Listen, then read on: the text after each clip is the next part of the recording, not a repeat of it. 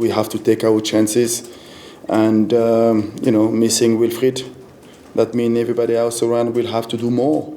We created those chances, so I expect them to score those goals and those opportunities. You listed the options you have in the front areas, and signing those two midfielders gives you more options in the midfield area. How important is it for you as a manager having strength and depth going into the end of the season? Yeah, I think it's really important, and I think those two new players, bring us different profile. Those two players are capable of getting into the opposition box later because they are quite really mobile and they can be there, they can get there, and this is what is interesting with those two players that we bring. Hamada in particular has had a good start to his career, Juventus and Stuttgart. How has he looked in training? Do you think he'll be able to adapt to the Premier League really quickly? Yeah, I think he's, he at the early age travelled to Italy and then he went to Germany, so he used to adapt himself and travel around. So the adaptation, I think, will be quick enough for him. I'm not worried at all about that because he's been abroad, so he knows the character and the personality that you need to adapt yourself. So and I think at the club we have the support to allow those new players to settle down really quickly and just to play their game and to do the best as they can for the football club. Thank you, Alex. We'll go to Rachel, PA. Hi, Patrick. Hey. Congratulations, first of all, you were named to the football blacklist yesterday. What does that kind of thing mean to you? I think it's always good to be recognized as a positive role model, I will say it.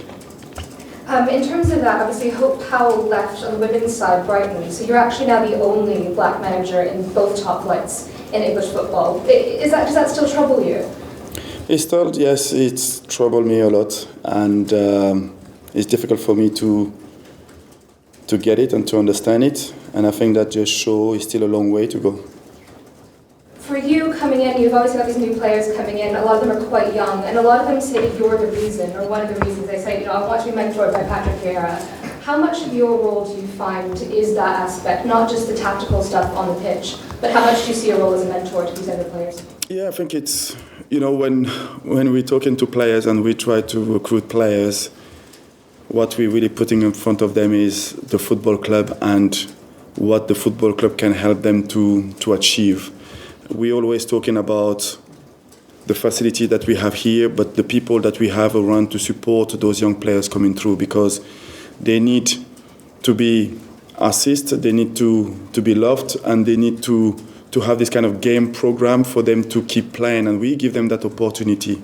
And of course, when we talking with Amada, with the experience that I had in that position, he can relate it to me a little bit more because I play that position and I can help him to grow, and I can anticipate some of the questions that he can ask himself, and that's important, of course. But the main focus for those players is to come to this football club and to help this football club to grow.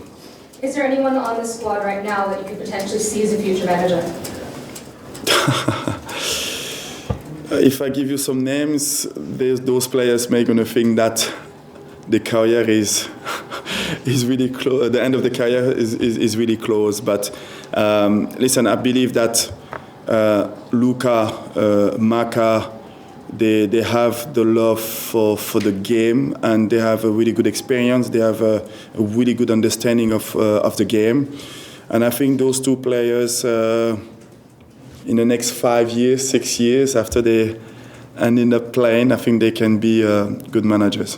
Right, thank you. Excellent, thank you. That's the end of the broadcast section. Thank you.